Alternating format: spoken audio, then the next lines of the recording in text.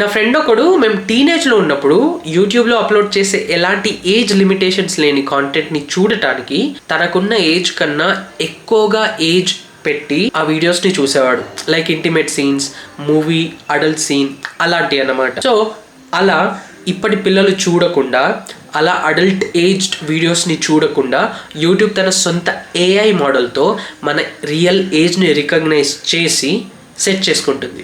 అంటే for example మనం యూట్యూబ్లో ఏదైతే కంటిన్యూస్గా వీడియోస్ చూస్తుంటామో దాన్ని బట్టి మనం టీనేజరా, లేకపోతే మిడిల్ ఏజ్ పర్సనా, లేకపోతే అడల్టా అని యూట్యూబ్ రికగ్నైజ్ చేసి అదే సెట్ చేసుకుంటుంది అన్నమాట. సో దీనివల్ల యూజ్ ఏంటి అంటే, ఇప్పుడున్న పిల్లలు ఒకవేళ మనం టీనేజర్ అని తనకు అర్థమైతే ఆ యూట్యూబ్లో ఉన్న ప్రతి అడల్ట్ కాంటెంట్ని బ్లాక్ చేసి ఆ ఫోన్లో జస్ట్ టీనేజ్కి సంబంధించిన వీడియోస్ మాత్రమే వచ్చేటట్టు యూట్యూబ్ AI చూసుకుంటుంది. సో దానివల్ల ఇప్పుడున్న పిల్లలు చెడిపోవడం, ఇప్పుడున్న పిల్లలు అలాంటి అడల్ట్ వీడియోస్ చూడడం, డిస్ట్రాక్ట్ అవ్వడం అలాంటి ఏం జరగకూడదని యూట్యూబ్ ఈ స్టెప్ తీసుకుంటుంది, which is a very good step. So మీకు ఎలా అనిపించింది? అండ్ మీరు కూడా ఇలా ఏజ్ని ఫేక్ చేసి అలా యూట్యూబ్లో చూసే వాళ్ళ కింద కమెంట్ చేయండి. సే నెక్స్ట్ వీడియో.